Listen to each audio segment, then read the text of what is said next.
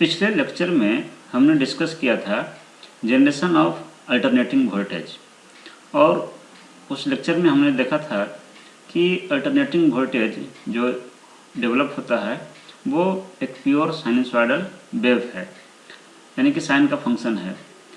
इस लेक्चर में हम अल्टरनेटिंग क्वांटिटी से संबंधित कुछ डिफिनीशंस डिस्कस करेंगे।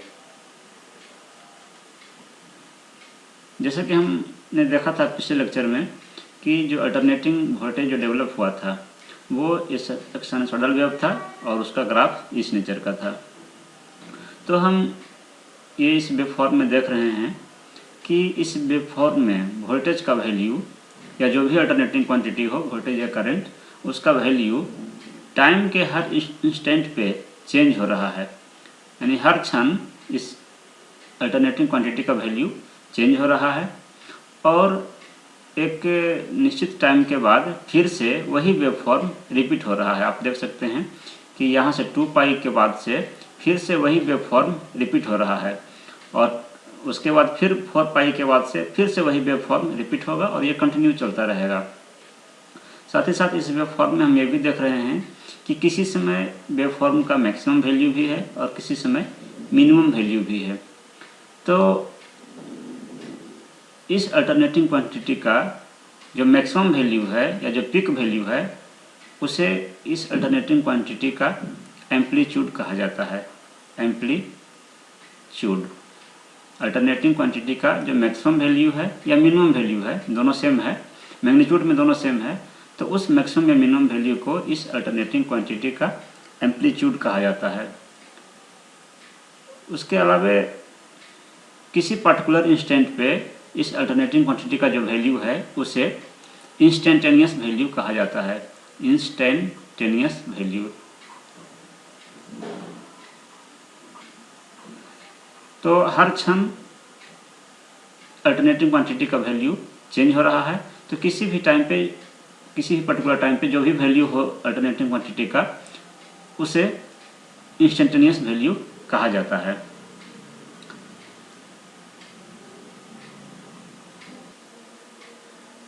इस अल्टरनेटिंग क्वांटिटी में हम ये देख सकते हैं कि हर 2 पाई इंटरवल के बाद, 0 से 2 पाई के बाद आप देख सकते हैं कि ये वेव फॉर्म फिर से रिपीट होने लगता है। तो 0 से 2 पाई तक जो वेव फॉर्म है इसे एक साइकिल कहा जाता है। ये इतना एक साइकिल, यानी एक कंप्लीट सेट ऑफ पॉजिटिव, ये पॉजिटिव साइकिल और ये नेगेटिव साइकिल।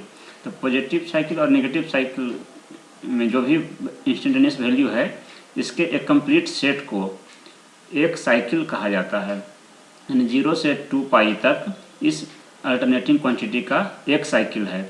उसी प्रकार से 2 पाई से लेके 4 पाई तक ये अनदर साइकिल है, ये भी एक साइकिल है 2 पाई से 4 पाई तक।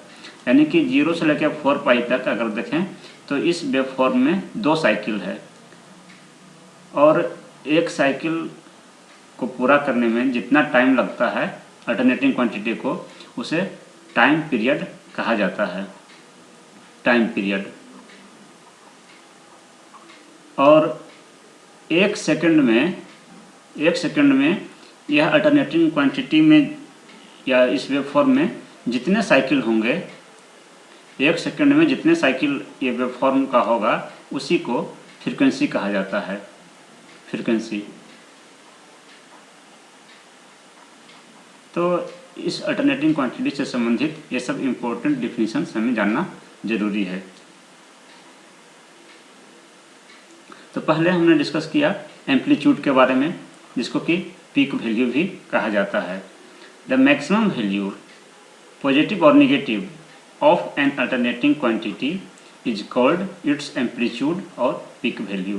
यानी कि अल्टरनेटिंग क्वांटिटी का मैक्सिमम वैल्यू, चाहे वो पॉजिटिव में हो या नेगेटिव में, उस मैक्सिमम वैल्यू को ही उस अल्टरनेटिंग क्वांटिटी का एम्पलीट्यूड कहा जाता है। Instantaneous value. The value of the alternating quantity at any instant is called it's instantaneous value. यानी किसी भी पर्टिकुलर टाइम पे जो उस वेव फॉर्म का वैल्यू होगा, जो उस अल्टरनेटिंग क्वांटिटी का वैल्यू होगा उसे इंस्टेंटेनियस वैल्यू कहा जाता है। इंस्टेंटेनियस वैल्यू टाइम के हर इंस्टेंट पे वो चेंज होते रहता है अल्टरनेटिंग क्वांटिटी में। नेक्स्ट है cycle. One complete set of positive and negative values of an alternating quantity is called cycle. यानी कि अल्टरनेटिंग क्वांटिटी के पॉजिटिव वैल्यू और नेगेटिव वैल्यू का एक कंप्लीट सेट को एक साइकिल कहा जाता है। नेक्स्ट है टाइम पीरियड। टाइम पीरियड को टी से डिनोट किया जाता है। Time required by alternating quantity to complete one cycle is called its time period. Alternating quantity को एक साइकिल पूरा करने में जितना टाइम लगता है उस टाइम को एक टाइम पीरियड कहा जाता है। नेक्स्ट है frequency. The number of cycles per second is called frequency of the alternating quantity.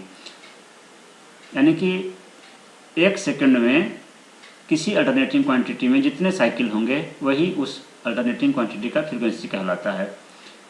तो अगर इस प्रकार का आपका अल्टरनेटिंग क्वांटिटी है और एक सेकंड में अगर इसका 50 साइकिल है, एक सेकंड होते होते अगर ये 50 साइकिल इसमें हो जाते हैं तो कहा जाएगा कि इस अल्टरनेटिंग क्वांटिटी की फ्रीक्वेंसी है 50 हर्ट्ज। तो हम लोग के घरों में जो सप्लाई आती है वो उसकी फ्रीक्वेंसी होती है 50 हर्ट्ज। यानी कि एक सेकंड में उस वेवफॉर्म में 50 साइकिल होते हैं। इतने को एक साइकिल कहा जाता है। 0 से 2 पाई तक जो वेवफॉर्म दिख रहा है इसको एक साइकिल कहा जाता है। इतना 2 साइकिल हो गया, 0 से लेकर यहाँ तक 2 साइकिल हो गया, फिर यहाँ तक 3 साइकिल हो गया। इस प्रकार से एक सेकंड में जितने साइकिल होंगे वही उस वेवफॉर्म का फ्रीक्वेंसी कहलाता है। और फ्रीक्वेंसी का यूनिट साइकिल पर सेकंड या पर सेकंड या हर्ट्ज कहा जाता है। फ्रीक्वेंसी और टाइम पीरियड में रिलेशन होता है कि दोनों एक दूसरे के इन्वर्सली प्रोपोर्शनल होते हैं। यानी फ्रीक्वेंसी इक्वल टू होता है 1 बाई टाइम पीरियड, या आप कह सकते हैं कि टाइम पीरियड इक्वल टू होता है 1 बाई फ्रीक्वेंसी। यानी अगर आपको फ्रीक्वेंसी पता है तो आप टाइम पीरियड निकाल सकते हैं और टाइम पीरियड पता है तो फ्रीक्वेंसी निकाल सकते हैं। नेक्स्ट है एंगुलर फ्रीक्वेंसी। एंगुलर फ्रीक्वेंसी को ओमेगा से डिनोट किया जाता है। The angular displacement of alternating quantity in radian, यानी एंगुलर फ्रीक्वेंसी यानी जितना एंगुलर डिस्प्लेसमेंट है रेडियन में पर second is called it's angular frequency. यानी कि जो अल्टरनेटिंग क्वांटिटी है उसका एंगुलर डिस्प्लेसमेंट प्रति सेकंड कितना रेडियन का डिस्प्लेसमेंट है उसी को एंगुलर फ्रीक्वेंसी कहा जाता है। जैसे कि हमने देखा कि अल्टरनेटिंग क्वांटिटी जो डेवलप होता है वो एक कॉइल को रोटेट करने पे होता है। तो वो कॉइल जो है एक सेकंड में कितना रेडियन वो डिस्प्लेस्ड हो रहा है तो उसी को एंगुलर फ्रीक्वेंसी कहा जाता है। यानी कि displacement in radian per second, एक सेकंड में कितना उसका डिस्प्लेसमेंट हो रहा है तो उसी को एंगुलर फ्रीक्वेंसी कहा जाता है। और एंगुलर फ्रीक्वेंसी को डिनोट किया जाता है ओमेगा से और इसकी यूनिट होता है रेडियन पर सेकंड। और ये आपका जो है ये वाला फ्रीक्वेंसी है उसको लीनियर फ्रीक्वेंसी भी कहा जाता है। तो एंगुलर फ्रीक्वेंसी और लीनियर फ्रीक्वेंसी के बीच में रिलेशन होता है omega is equal to 2 pi F. बहुत ही इंपॉर्टेंट है ये रिलेशन। ये आपका एफ लीनियर फ्रीक्वेंसी है और ये एंगुलर फ्रीक्वेंसी है। तो एंगुलर फ्रीक्वेंसी और लीनियर फ्रीक्वेंसी के बीच में रिलेशन होगा omega is equal to 2 pi F. इस एफ की यूनिट होगी हर्ट्ज और इसकी यूनिट होगी रेडियन पर सेकंड। नेक्स्ट है phase. The fraction of the time period that has elapsed since the quantity last passed through zero position of reference is called phase of the alternating quantity. यानी कोई alternating quantity zero position of reference से जितना time period वो आगे निकल चुका है या जितना उसका टाइम आगे निकल चुका है तो उसी फ्रैक्शन ऑफ टाइम पीरियड को फेज कहा जाता है। यानी किस पोजीशन पे अभी अल्टरनेटिंग क्वांटिटी है जो कॉइल जो रोटेट कर रहा है वो किस पोजीशन पे है, या स्टार्टिंग से वो या 0 पॉइंट से वो कितना आगे निकल चुका है, उस फ्रैक्शन ऑफ टाइम पीरियड को ही फेज कहा जाता है उसका। नेक्स्ट है phase angle. The equivalent of phase in radian or degree is called phase angle. तो ये जो फेज था, जितना टाइम से वो क्वांटिटी आगे निकल चुकी है, तो उसी को अगर रेडियन में अगर कन्वर्ट किया जाए, इसका इक्विवेलेंट जितना रेडियन हो उसी को फेज एंगल कहा जाता है। और फेज एंगल को आप कैलकुलेट कर सकते हैं 2πt बाई कैपिटल टी, जहाँ ये टी जो है कैपिटल टी ये टाइम पीरियड है और ये उस क्वांटिटी का, अल्टरनेटिंग क्वांटिटी का फेज है, यानी कि कितने टाइम पे हम उसका फेज एंगल निकाल रहे हैं, या वो अल्टरनेटिंग क्वांटिटी कितना वो टाइम इलेप्स कर चुका है 0 पॉइंट ऑफ रेफरेंस से। नेक्स्ट है फेज डिफरेंस। फेज डिफरेंस बहुत ही इंपॉर्टेंट है। The difference in phase angle between two alternating quantity having same frequency is called phase difference. Same frequency के दो या दो से अधिक अल्टरनेटिंग क्वांटिटी के फेज एंगल में जो डिफरेंस होगा उसी को फेज डिफरेंस कहा जाता है। फेज डिफरेंस वर्ड तभी आएगा जब क्वांटिटी, अल्टरनेटिंग क्वांटिटी दो या दो से अधिक होंगे। तो अगर मान लीजिए कि दो अल्टरनेटिंग क्वांटिटी है, तो दोनों अल्टरनेटिंग क्वांटिटी के फेज एंगल में जो डिफरेंस होगा उसी को फेज डिफरेंस कहा जाता है। If phase angle is 0 both quantities are in phase. अगर दो अल्टरनेटिंग क्वांटिटी है और दोनों के बीच अगर फेज डिफरेंस 0 है, इसका मतलब है उस केस को कहा जाता है कि दोनों क्वांटिटी इन फेज है, यानी सेम फेज में है। If phase difference is not 0 it means one quantity is leading and other is lagging to each other by an angle equal to phase difference. यानी कि अगर फेज डिफरेंस 0 नहीं है, दो अल्टरनेटिंग क्वांटिटी के बीच का फेज डिफरेंस अगर 0 नहीं है, इसका मतलब है कि जो दो अल्टरनेटिंग क्वांटिटी है दोनों के बीच कुछ एंगल का डिफरेंस है, यानी एक क्वांटिटी आगे आगे चल रही है तो दूसरा क्वांटिटी जो है वो पीछे पीछे चल रही है।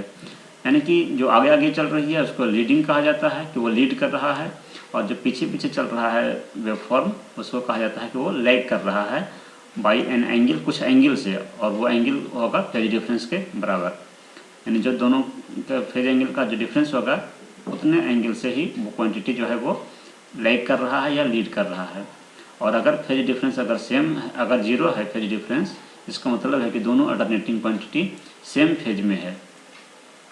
इसको इस प्रकार से हम अलग अलग डिफाइन करते हैं।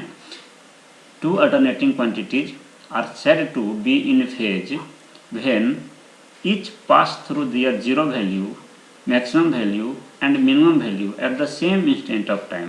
यानी दो अल्टरनेटिंग क्वांटिटी को इन फेज कहा जाता है, यानी सेम फेज में है। कब? अगर दोनों अल्टरनेटिंग क्वांटिटी अपना 0 वैल्यू, मैक्सिमम वैल्यू और मिनिमम वैल्यू सेम टाइम पे अटेंड करता है। अगर दो या दो से अधिक अल्टरनेटिंग क्वांटिटी अपना 0 वैल्यू सेम टाइम पे, जिस टाइम यहाँ पे दो अल्टरनेटिंग क्वांटिटी दिखाया गया है, एक V1 है और एक V2 है, तो जिस समय V1 0 हो रहा है उसी टाइम पे V2 भी 0 हो रहा है। जिस टाइम पे V1 मैक्सिमम पहुँच रहा है, इसका मैक्सिमम वैल्यू हो रहा है, उसी टाइम पे V2 का भी मैक्सिमम वैल्यू है। जिस टाइम पे V1 का वैल्यू मिनिमम है उसी टाइम पे V2 का भी वैल्यू मिनिमम है। तो जब दो अल्टरनेटिंग क्वांटिटी सेम टाइम पे अपना 0 वैल्यू, मैक्सिमम वैल्यू और मिनिमम वैल्यू अटेंड करता है तो कहा जाता है कि दोनों अल्टरनेटिंग क्वांटिटी सेम फेज में है।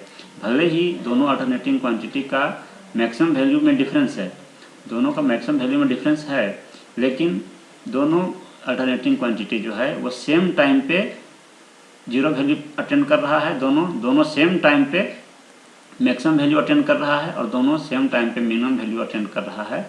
इसलिए ये दोनों अल्टरनेटिंग क्वांटिटी सेम फेज में है। और ये कंपेयर करने के लिए, फेज डिफरेंस निकालने के लिए दोनों अल्टरनेटिंग क्वांटिटी का फ्रीक्वेंसी सेम होना ज़रूरी है। अगर फ्रीक्वेंसी सेम है तभी हम ये कंपेयर कर सकते हैं कि फेज डिफरेंस है या नहीं है। अगर फ्रीक्वेंसी सेम नहीं है तो हम कंपेयर नहीं कर सकते हैं। A leading alternating quantity is one which reaches its maximum, minimum or zero value earlier than the other quantity। यानी दो अल्टरनेटिंग क्वांटिटी है तो उसमें से लीडिंग अल्टरनेटिंग क्वांटिटी वह क्वांटिटी है जो अपना मैक्सिमम वैल्यू या मिनिमम वैल्यू या जीरो वैल्यू, तीनों ही चीज़ maximum value, minimum value and zero value पहले प्राप्त करता है, दूसरे क्वांटिटी के रिस्पेक्ट में पहले अटेंड करता है, तो उसे लीडिंग अल्टरनेटिंग क्वांटिटी कहा जाता है। फॉर एग्जांपल के लिए यहाँ पे जो आपका है वेव फॉर्म दिखाया गया है, एक वेव फॉर्म है V1 और दूसरा वेव फॉर्म है V2। तो यहाँ पे जो V1 वेव फॉर्म है वो अपना मैक्सिमम वैल्यू V2 के रिस्पेक्ट में पहले पहुँच रहा है, क्योंकि V2 अपना मैक्सिमम वैल्यू पे पहुँचेगा, यहाँ पाई के बाद ये पहुँच रहा है या पाई पे ये पहुँच रहा है, और लेकिन V1 उससे पहले ही पहुँच रहा है। मैक्सिमम वैल्यू अगर दोनों का कंपेयर किया जाए कि कौन पहले मैक्सिमम वैल्यू पे पहुँचा, तो जो V1 है वो पहले मैक्सिमम वैल्यू पे पहुँचता है। उसके बाद जीरो पोजीशन पर भी पहले V1 ही पहुँच रहा है, यहाँ के बाद ये जीरो आएगा, उसके बाद ये V2 यहाँ पे जीरो आ जाएगा। यानी कि जो quantity maximum value, minimum value and zero value पहले पहुंच रहा है उस क्वांटिटी को लीडिंग क्वांटिटी कहा जाता है, कि वो लीड कर रहा है। तो इस वेव फॉर्म को देख के हम ये कह सकते हैं कि V1 जो वेव फॉर्म है वो V2 से लीड कर रहा है, और कितने एंगल से लीड कर रहा है, दोनों के बीच जो फेज डिफरेंस है वही उसका कहलाएगा कि इतने एंगल से लीड कर रहा है। तो यहाँ दोनों के बीच 90 डिग्री का डिफरेंस है, तो कहा जाएगा कि V1 वेव फॉर्म V2 से 90 डिग्री से लीड कर रहा है। A lagging alternating quantity is one which reaches its maximum, minimum or zero value later than the other quantity। Lagging alternating quantity उस क्वांटिटी को कहा जाएगा जो अपना maximum value, minimum value and zero value दूसरे क्वांटिटी से बाद में पहुंचता है। वही वेव फॉर्म हमने यहाँ पे लिया है, लेकिन यहाँ पे आप देखिए, अगर हम V2 को देखें तो V2 जो वेव फॉर्म है इसका मैक्सिमम वैल्यू V1 के बाद ये पहुँच रहा है। पहले V1 पहुँच रहा है, लेकिन V2 का मैक्सिमम वैल्यू ये बाद में पहुँच रहा है।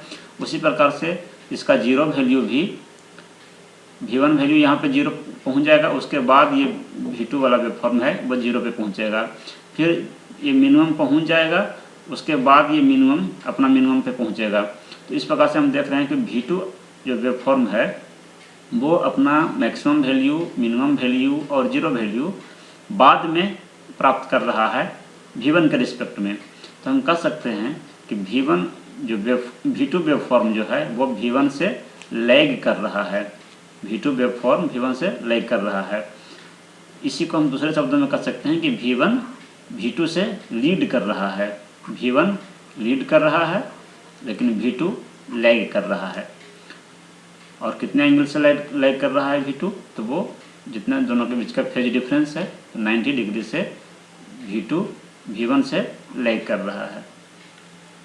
इसी को एक और एग्जांपल के थ्रू समझते हैं लैगिंग लीडिंग को। यहाँ पे तीन अल्टरनेटिंग वेव फॉर्म यहाँ पे शो किया गया है, तीन डिफरेंट कलर से शो किया गया है। एक अल्टरनेटिंग क्वांटिटी है V1, दूसरा है V2 और तीसरा है V3। तो अगर हम V1 को देखें, V1 वेव फॉर्म को देखें, तो ये V1 वेव फॉर्म जो है आपका V2 और V3 के रिस्पेक्ट में ये पहले मैक्सिमम वैल्यू पहुंच रहा है। V2 में अपना मैक्सिमम वैल्यू पहुंचेगा यहाँ पे, लेकिन V1 ये पहले ही पहुंच गया, ठीक है। और V3 से भी पहले पहुंचा V1 और V2 से भी पहले पहुंचा।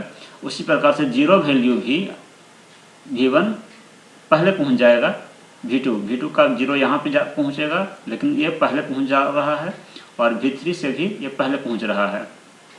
तो इसलिए कहा जाएगा कि वेवफॉर्म V1 V2 और V3 से लीड कर रहा है। वेवफॉर्म V1 इन दोनों वेवफॉर्म से लीड कर रहा है। तो कितने एंगल से लीड कर रहा है, तो V1 जो है वो V2 से θ1 डिग्री से या θ1 रेडियन से ये लीड कर रहा है। V1 से V2 से θ1 से लीड कर रहा है क्योंकि इन दोनों के बीच फेज डिफरेंस है θ1 का। लेकिन V3 से θ1 प्लस θ2, इतना θ1 है और ये इतना θ2 है, तो V1 और V3 के बीच जो फेज डिफरेंस है वो है θ1 प्लस θ2। तो जो V1 वेव फॉर्म है वो V2 से θ1 से लीड कर रहा है, लेकिन V3 से θ1 प्लस θ2 इतने डिग्री से या इतने रेडियन से लीड कर रहा है। उसी प्रकार से अगर हम V2 के बारे में बात करें तो V2 वेव फॉर्म जो है वो V1 से θ1 एंगल से लैग कर रहा है, क्योंकि V1 आगे आगे चल रहा है, उससे ये पीछे चल रहा है V2, इसलिए हम कह सकते हैं कि V2 वेव फॉर्म जो है वो V1 से θ1 डिग्री से या θ1 रेडियन से ये लैग कर रहा है। लेकिन ये V2 वेव फॉर्म जो है वो V3 से लीड कर रहा है, क्योंकि V3 से पहले ये मैक्सिमम वैल्यू पहुंच रहा है, मिनिमम वैल्यू भी V3 से पहले पहुंच रहा है और जीरो वैल्यू भी V3 से पहले पहुंच रहा है। तो ये V2 वेव फॉर्म जो है वो V3 से θ2 एंगल से लीड कर रहा है, क्योंकि V2 और V3 के बीच में डिफरेंस है θ2 का। तो V2 वेव फॉर्म V1 से तो लैग कर रहा है θ1 से, लेकिन V3 से लीड कर रहा है। उसी प्रकार से अगर हम थर्ड वेव फॉर्म जो है इसकी बात करें तो V3 वेव फॉर्म इन दोनों वेव फॉर्म से लैग कर रहा है, V1 से भी लैग कर रहा है और V2 से भी लैग कर रहा है, क्योंकि ये V3 का जो वेव फॉर्म है वो V1 के बाद ये मैक्सिमम वैल्यू पे पहुंच रहा है। पहले V1 V2 दोनों पहुंच रहे हैं, उसके बाद ये V3 पहुंच रहा है, इसलिए कह सकते हैं कि V3 वेव फॉर्म जो है वो इन दोनों वेव फॉर्म से लैग कर रहा है। मैक्सिमम वैल्यू भी, जीरो वैल्यू भी और मिनिमम वैल्यू भी इन दोनों वेव फॉर्म्स के बाद में प्राप्त कर रहा है।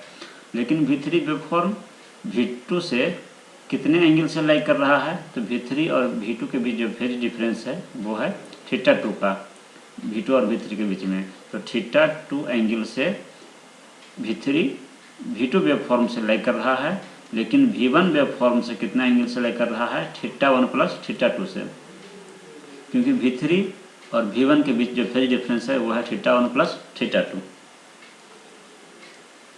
तो अगर इसको हम इक्वेशन लिखें, अगर मान लेते हैं कि V1 का इक्वेशन है Vm sin omega T, suppose that कि V1 का इक्वेशन है Vm sin ओमेगा टी, यानी कि हमने इसको रेफरेंस लिया, तो V2 का जो वेव फॉर्म है वो होगा Vm sin omega t minus θ1, क्योंकि V2 वेव फॉर्म जो है ये V1 से θ1 एंगल से लैग कर रहा है। V1 के रिस्पेक्ट में V2 θ1 एंगल से लैग कर रहा है, इसीलिए V2 का जो इक्वेशन लिखेंगे वो V1 का जो इक्वेशन है उसमें माइनस θ1 करेंगे। वही V3 का जो इक्वेशन लिखेंगे तो V3 वेव फॉर्म V1 के रिस्पेक्ट में θ2 एंगल से लैग कर रहा है, सॉरी θ1 प्लस θ2 इतने एंगल से लैग कर रहा है।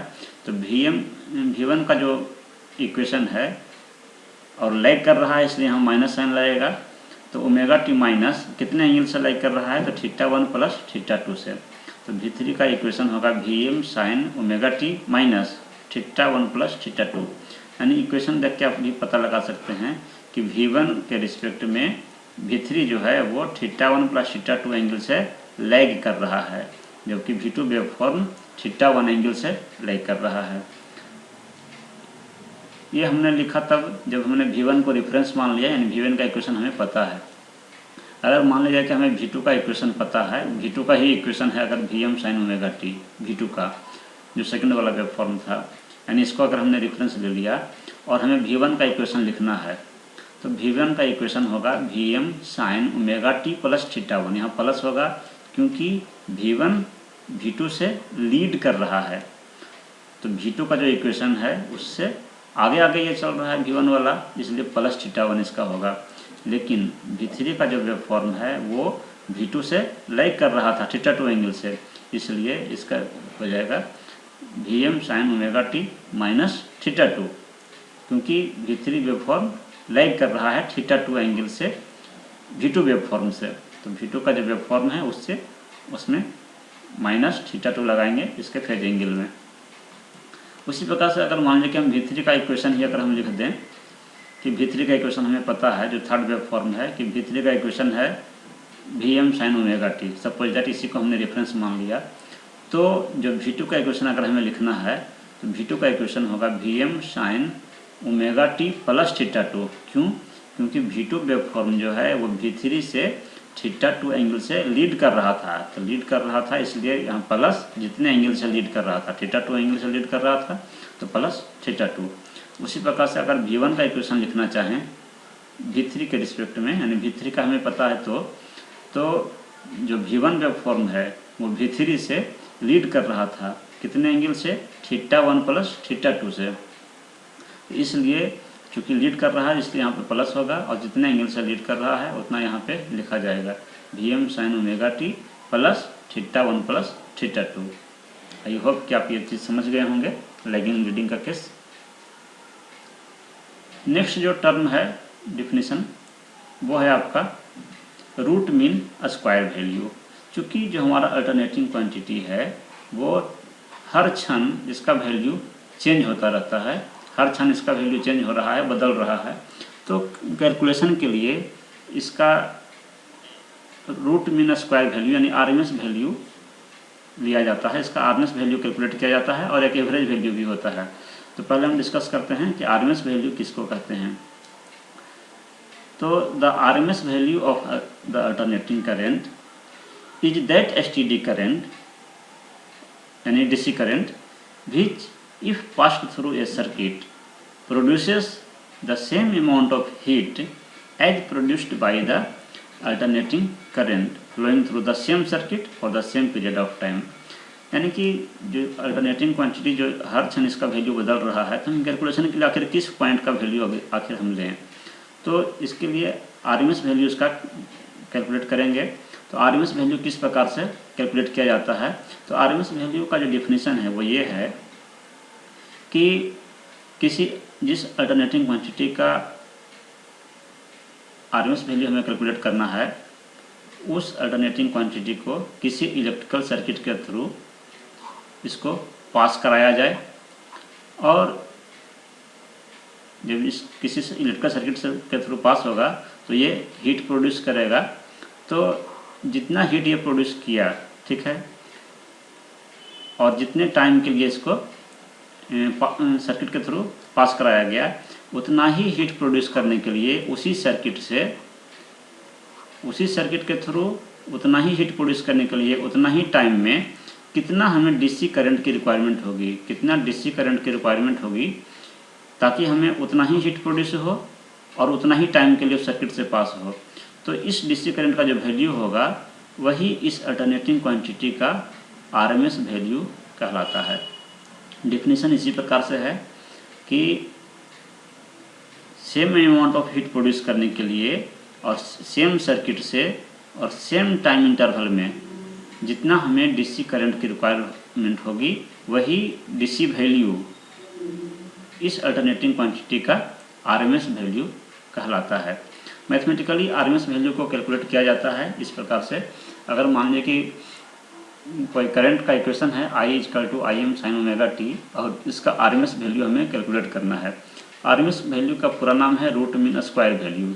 तो किसी भी अल्टरनेटिंग क्वांटिटी का RMS वैल्यू कैलकुलेट करने के लिए, जैसा कि इसका नाम है रूट मीन स्क्वायर, तो पहले उस अल्टरनेटिंग क्वांटिटी को स्क्वायर किया जाता है। तो यहाँ स्क्वायर कर लिए, उसके बाद उसका मीन लिया जाता है, मीन यानी एवरेज।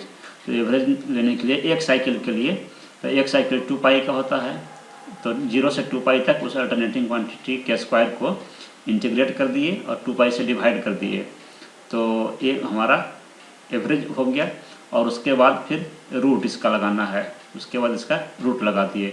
अब इसको जो हम सोल्व करेंगे और जो भी वैल्यू आएगा वही उस अल्टरनेटिंग क्वांटिटी का RMS वैल्यू कहलाएगा। यानी किसी भी अल्टरनेटिंग क्वांटिटी का अगर RMS वैल्यू निकालना है तो पहले उस क्वांटिटी को स्क्वायर कीजिए, उसका एक टाइम पीरियड के लिए उसको मीन निकालिए, एवरेज निकालिए, एक टाइम पीरियड के लिए और फिर उस पर रूट लगाइए, ये कैलकुलेट करके जो आएगा वही आरएमएस वैल्यू कहलाएगा उस अल्टरनेटिंग क्वांटिटी का। तो इसको जब हम सोल्व करेंगे तो आई के जगह पे I am sine omega T का स्क्वायर हो गया, और